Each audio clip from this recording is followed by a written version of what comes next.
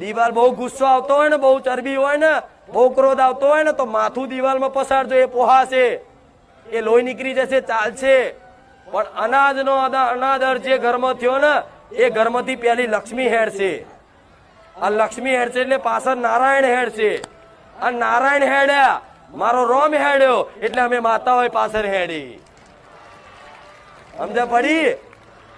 એટલે અત્યારે સુધી અનાદર થયો હોય તો ભલે, પણ હવે અન્નદેવને પ્રાર્થના કરી અને વસ્તાઓ કરી અનાજનો અનાદર ના થાય એનું ખાસ ધ્યાન રાખવું.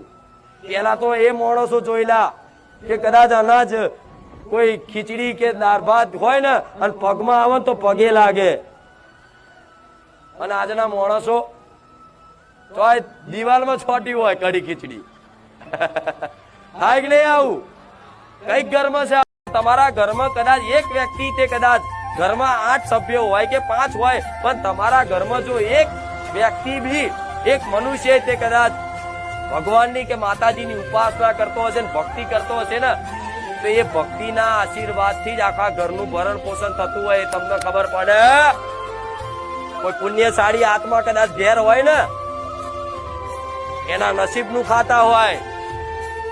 એટલે તમારા ઘેર કોઈ પણ નાનો દીકરો હોય કે દીકરી હોય કે ભાઈ હોય, એના લગન બહુ હોય, લગાવ બહુ હોય માતાજી ભગવાન પ્રત્યે, અને ભક્તિ ભાવ ખૂબ રાખતો હોય ને, તો એનો સપોર્ટ કરજો. એનો વિરોધ કરતા શી ખબર એના નસીબનું, એના ભક્તિનું તમે ખાવ છો, શું ખબર પડે? કઈક દીકરીઓ એવી હોય છે કે નોનપણથી કદાચ માતા ભગવાનની ભક્તિ કરે, જયારે પૈણીને જાય ને દીકરીને લગ્ન થઈ જાય ને, એટલે બાપનું ઘર દુખી થઈ જાય, એના પગલા જતા રહે અને હોમે વાળો સુખી થઈ જાય અને બાપ દુખી થઈ જાય.